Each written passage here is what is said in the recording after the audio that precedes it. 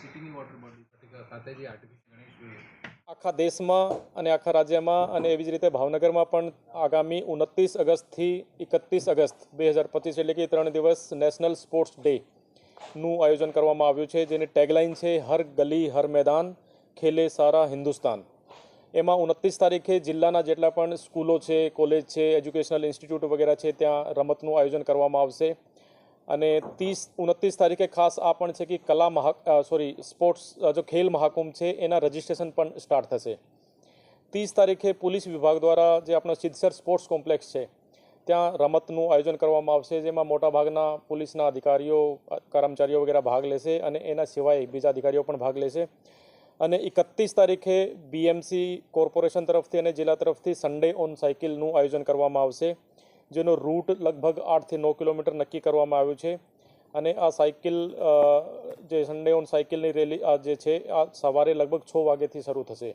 તો તમામ ભાવનગરવાસીઓને મારી વિનંતી છે, શહેરમાં પણ અને ગામડાઓમાં પણ, કે આ નેશનલ સ્પોર્ટ્સ ડેનો જે 3 દિનની ઉજવણી છે એમાં એકદમ જોશ અને ઉર્જાથી ભાગ લેજો. Thank you. ગણેશ ચતુર્થી જે પંડાલ લાગશે એના 27 તારીખે શરૂ થશે.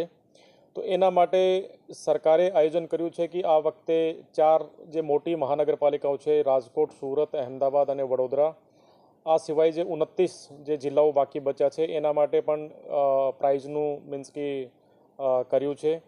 અને એમાં 29 જિલ્લાઓમાંથી જે ટોપ પંડાલ રહેશે એને 5 લાખ, બીજા નંબર પર 3 લાખ અને ત્રીજા નંબર પર 1.5 લાખ અને પછી 1-1 લાખના 5 સાંત્વના પુરસ્કાર આ સરકાર તરફથી આપવામાં આવશે.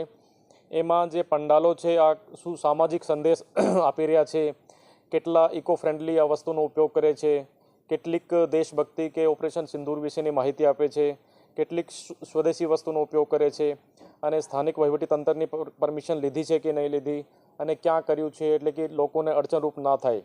તો આ પ્રકારની જે વિગત છે આ લઈને અને આ લોકોને ફોર્મ ભરવાનું રહેશે, જે ફોર્મ બહુમાળી ભવનથી અને 28 તારીખથી મળી જશે.